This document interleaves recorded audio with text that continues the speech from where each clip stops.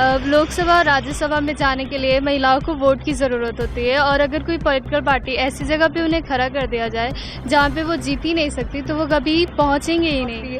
Constituencies, I hope that there will be 33% and there will come a time where we don't need any reservations and it will be like the 50% without any reservations.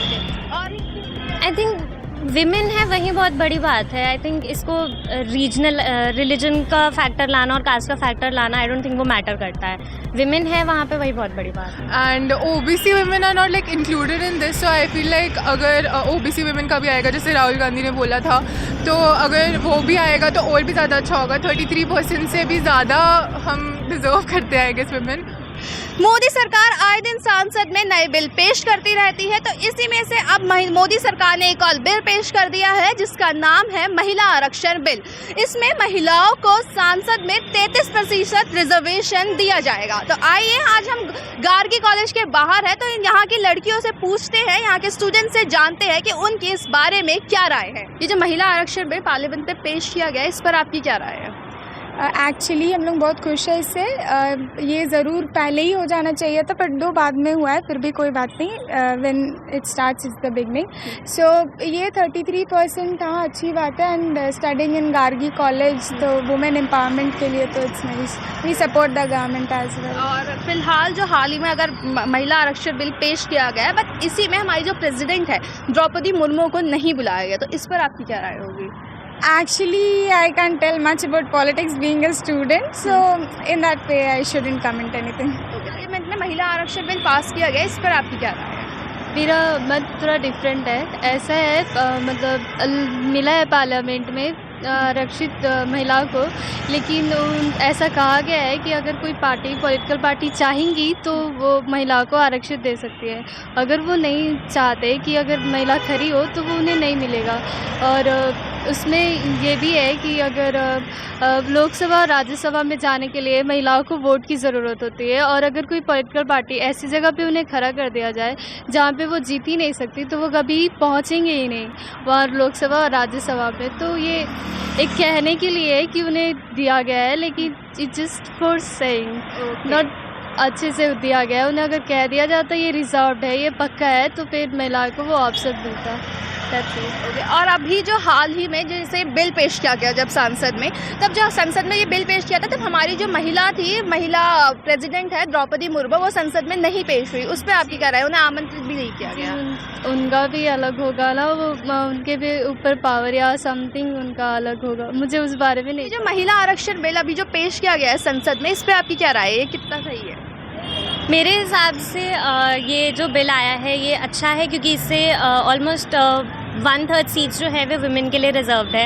And 33% I guess इसका approx बन रहा है कि women यहाँ पे represent करेंगी। And I think ये अच्छा इसलिए क्योंकि कई सारे इश्यूज़ हैं जो सिर्फ विमेन ही एक तरीके से रिप्रेजेंट कर सकती है पार्लियामेंट में। फॉर एग्जांपल सेक्सुअल हरासमेंट हो गया या फिर रेप केसेस जो भी होते हैं, आई थिंक विमेन के पास ज़्यादा अच्छी नॉलेज होती है एंड वो फील कर सकती है, बिकॉज एपैथी होती है वहाँ पे, एम्पैथेटिक होती है। सो आई थिंक वो ज़्यादा अच्छा रहेगा। और अभी जब ये महिला आरक्षण बिल संसद में पेश किया गया था, तो इसमें हमारी जो प्रेसिडेंट है द्रौपदी मुर्मू, उन्हें नहीं बुलाया गया था, तो इस पे विपक्ष के भी कई सवाल आ रहे हैं, तो इस पे आपकी क्या राय है? आई थिंक ये वाला थोड़ा प्रॉब्लमैटिक एरिया है, क्योंकि जब नया पार्लियामेंट भी बना था तब भी आई गेस उस टाइम पे हमारी प्रेसिडेंट नहीं आ पाई थी। सो आई थिंक ये बहुत ही वैसा इशू है, तो मुझे नहीं पता मैं उसमें क्या बोल पाऊँगी। ओके। और क्या कहते हैं, अगर ये जो महिला आरक्षण बिल आ जाता है जैसे पेश किया गया, इस पर क्या कहते हैं विपक्ष ने कहा है कि इसमें आरक्षण नहीं दिया गया है, मुस्लिम्स को, ST SC को आरक्षण नहीं दिया गया। Is it important? I think women है वही बहुत बड़ी बात है। आई थिंक इसको रीजनल रिलीजन का फैक्टर लाना और कास्ट का फैक्टर लाना, आई डोंट थिंक वो मैटर करता है। विमेन है वहाँ पे वही बहुत बड़ी बात। फिलहाल ही में अभी महिला आरक्षण बिल पार्लियामेंट में पास कर दिया गया, तो इस पर आपकी क्या राय है? ये एक अच्छा स्टेप है वुमेन एम्पावरमेंट के लिए। म्यूनसिपैलिटीज़ एंड पंचायत के बाद एक नया स्टेप है जो लोकसभा एंड राज्यसभा में भी हमारी सीट रिजर्वेशन के लिए काम में आएगा। पहले महिलाओं को संकोच करना पड़ता था कि रबड़ स्टैम्प की तरह यूज़ करते थे लोग बागों ने कि अगर वो पार्लियामेंट में आते हैं तो सो कॉल्ड वो सीट उनके लिए डिज़र्व नहीं करती है, ऐसा बोलते हैं। बट अभी रिजर्वेशन के बाद क्या होगा कि उनको भी इक्वालिटी फील होगी और ये एक अच्छा, इट्स ओके। हाल ही में अभी जैसे जो हमारी प्रेसिडेंट है द्रौपदी मुर्मू, उन्हें पार्लियामेंट में नहीं बुलाया गया, और जितने भी मतलब अभिनेत्री वगैरह है, जो सांसद है, उन्हें पार्लियामेंट में बुलाया गया था। तो इस पर आपकी क्या राय है कि एक तो महिला आरक्षण बिल पास किया जा रहा है, जो हमारे देश की प्रथम महिला कहा जाता है प्रेसिडेंट को, तो उन्हें नहीं बुलाया गया, इस पर आपकी क्या राय है? ऐसे बुलाने का तो कोई सीन नहीं है, हमारा प्रेसिडेंट है वो, और वुमेन एम्पावरमेंट के लिए वही सबसे पहले मुझे लगता है। अभी का रिसेंट में जितने भी हमें दिखते हैं कि कौन है वुमेन एम्पावरमेंट के लिए, अगर किसी का नाम ले सकते हैं तो हमारी द्रौपदी मुर्मू जी हैं, और होना चाहिए था उन्हें वहाँ पर, वो ज़्यादा अच्छा लगता। बट ठीक है। पार्लियामेंट में महिला आरक्षण बिल पेश किया गया, इस पर आपकी क्या राय है? Of course, it is welcomed by all the women all over India, and especially I think it is a boost for Modi government in the face of these elections.